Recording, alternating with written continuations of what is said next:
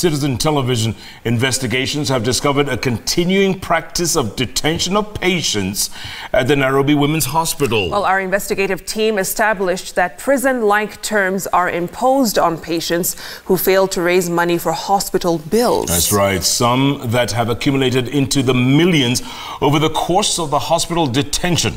Our reporter, Purity Mwambia, went undercover around the Nairobi Women's Hospital branches and discovered a deeply entrenched culture of detention of patients over hospital bills. Here's the story of 4 such patients in what they consider prison hospital.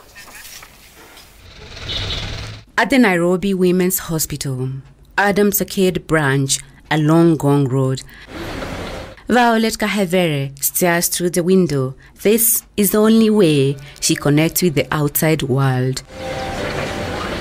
Nairobi Women's Hospital has detained her for 226 days. Reason for detention: inability to pay a hospital bill. Sina mtu yote mwenye anaweza nisaidia. Juu wale nao walikuwa nataka kusaidia vile waliona hiyo bill iko juu, nao hawezi kuafford.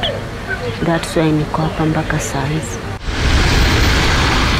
Kahevera, a single mother of 3, was discharged on the 22nd November 2018. Her bail was at the time 100,000 shillings only, but it has since shot up to 2 million shillings. Then in January, my people wakakuja. Sasa by then bail ilikuwa 380. Alafu akasema wao wakilipa 50,000 per month. Wakawaambia watafanya hivyo. Walikuja mpaka na lawyer. Wakaambiwa watani release. Baada wa kuni release, wakasema hiyo barua ilipotea. Inside the same hospital, second floor, bed number 67, we find a Thierry Jacinta Njenga. The bill, where it is, it seems I might spend my whole life here. In the male ward, Henry Ndongo lies on bed number 44. He has been detained for 70 days, and close by is George Ndongo on bed 45, who owes the hospital 1.9 million Kenyan shillings.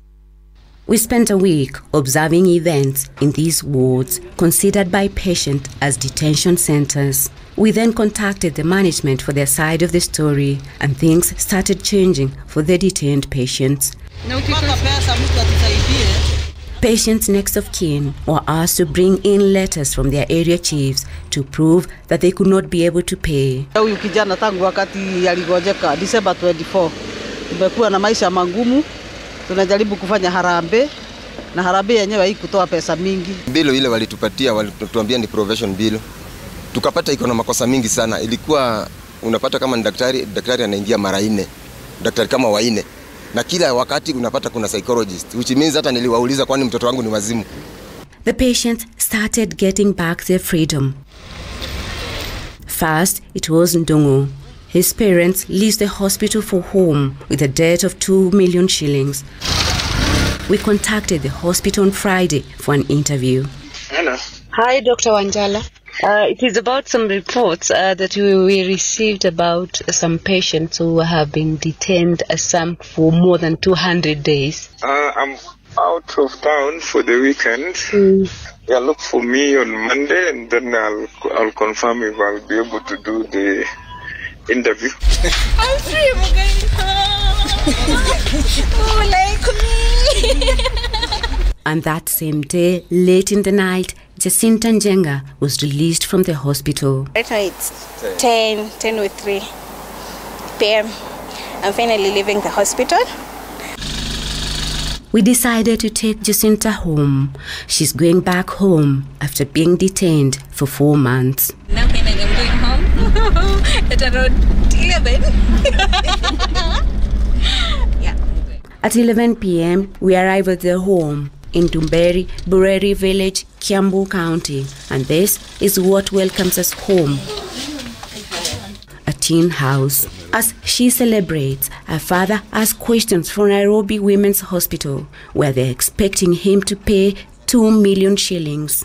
Kusema kweli ukiangalia mzizi hata vile tunaishi, kitu inaitwa milioni, ni figures tunasikia anga labda kwa budget ama kwa vitu vingine. lakini juu sisi ni watu wadogo hapa, sisi ni kama maskuta, shamba sio letu, ni kama kupewa mahali ya kuishi. It is a story that ends well, as the 4 patients we followed have since been released from the hospital. But will the practice of detention at the Nairobi Women's Hospital end? No one knows. On learning that we were doing the story, the founder of Nairobi Women's Hospital, Dr. Sam Thenya, contacted us, and he had this to say. In cases where people are unable to pay, they reach an agreement with the hospital. And for dire cases, the hospital receives funding from the donors. End of quote. Purity Mwambia, Citizen TV.